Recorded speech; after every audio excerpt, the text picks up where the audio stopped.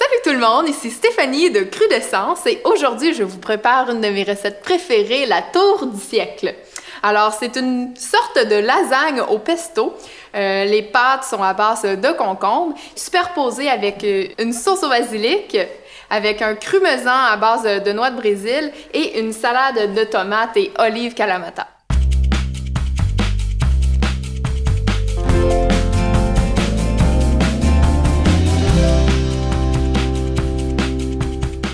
Alors c'est parti, ça va se passer en plusieurs étapes. On va commencer à faire la sauce pesto dans un mélangeur comme celui-ci.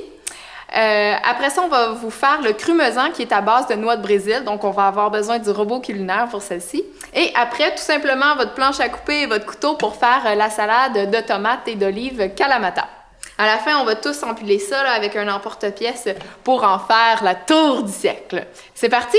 On va utiliser une tasse de feuilles de basilic. Bien sûr, on peut utiliser les tiges également parce qu'ils contiennent beaucoup de saveur.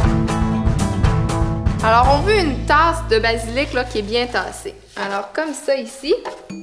Ensuite, j'ajoute les pignons de pain et les pistaches que j'ai fait tremper ici. Et bien sûr, je les ai rincés. Le jus de citron, la merveilleuse huile d'olive, le sel et l'ajout magique qui est vraiment la levure nutritionnelle. On peut également mettre une gousse d'ail. Si vous avez de la fleur d'ail aussi à la maison, ça va faire le travail. Et voilà. On brasse là, bien comme il faut, là, assez longtemps pour qu'on ait un pesto là, qui est bien réduit en crème. Et voilà! C'est parfait. Vous pouvez le mettre dans un petit bol, le réserver et on va y revenir un peu plus tard. Maintenant, on a terminé du Vitamix. On va avoir besoin d'un robot culinaire pour passer au crumesan. Voilà! La recette, on a besoin de 2 tasses de noix de Brésil. On va aussi ajouter le jus d'un citron. J'ajoute également une gousse d'ail, une pincée de poivre noir et du sel marin. C'est parti, on brasse le tout. Je vous rappelle qu'on veut garder des gros morceaux. Encore une fois, on va le mettre dans un bol, on va le laisser reposer à côté et on va terminer le reste de nos préparations. C'est maintenant l'heure de passer au coupage de nos légumes. Je commence avec les concombres. Ce qu'on veut faire, vous pouvez avoir un concombre de n'importe quelle grandeur et on veut le trancher à l'aide d'une mandoline le plus mince possible. C'est ça qui va faire la magie de notre tour du siècle. Alors, j'ai ma salade ici, une grosse tomate coupée en dés, un quart d'oignon rouge haché, un quart de tasse d'olive Kalamata haché fin également et du thym et de l'origan frais de notre jardin. Voilà, je brasse le tout. C'est maintenant l'heure du montage de notre fameuse tour du siècle.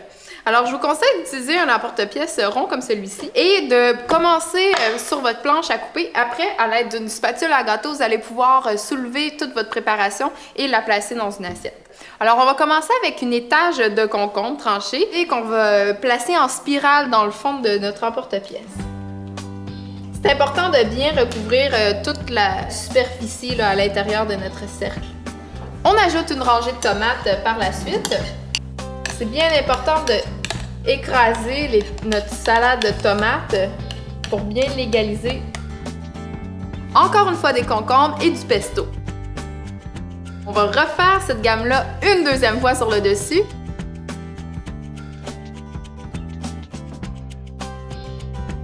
Et voilà, dernière rangée de concombres.